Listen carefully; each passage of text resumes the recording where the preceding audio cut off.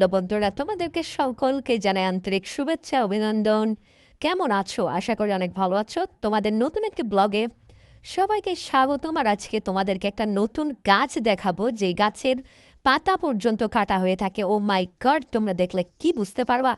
এই যে দেখো, এই গাছের গাছের আগাতেও কাটা রয়েছে, এমনকি পাতাতেও কাটা রয়েছে। এই গাছের নামটা কি সেটা তোমাদের কমেন্ট থেকে জানাতে হবে।